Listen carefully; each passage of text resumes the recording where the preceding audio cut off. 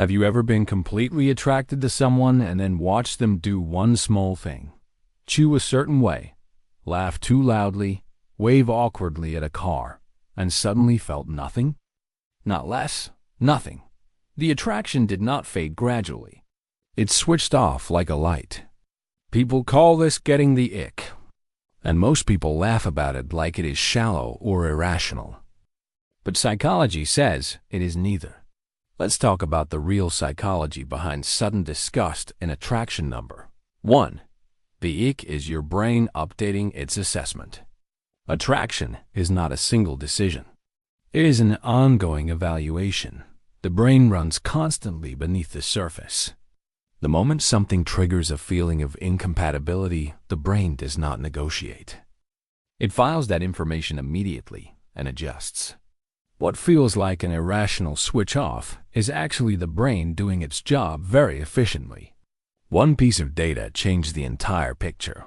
Number 2. Disgust is one of the brain's oldest protection systems.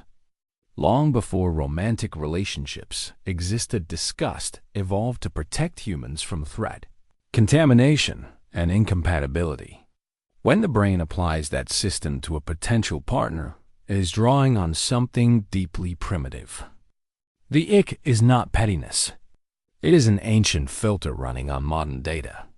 And once that filter activates, it is almost impossible to override with logic. Number 3. It often reveals what you actually need in a partner. The things that trigger the ick are rarely random. They tend to point toward values, standards, and subconscious expectations you did not know you had. Someone's neediness triggers it. Someone's lack of social awareness triggers it. The ick is often less about the other person and more about what you now realize you cannot compromise on. Number 4. It happens more when attraction was surface level to begin with. The ick rarely destroys deep, genuine connection. It tends to hit hardest when the attraction was built mostly on appearance or early impression with very little real foundation underneath. When you do not actually know someone well, one jarring moment has the power to collapse the entire image you built of them.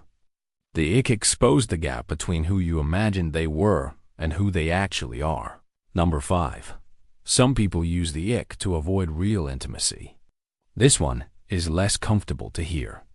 For some people, the ick appears suspiciously often, right around the time things start getting real.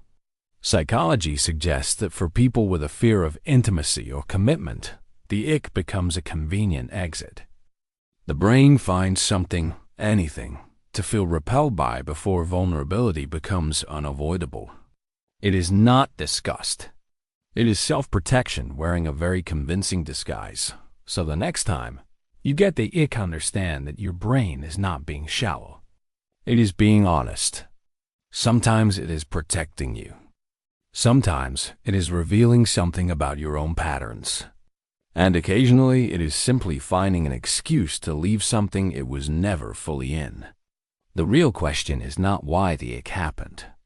It is what it was trying to tell you, if understanding the deeper and less obvious reasons behind. How you feel about people is what you are here for. This channel always goes past the surface.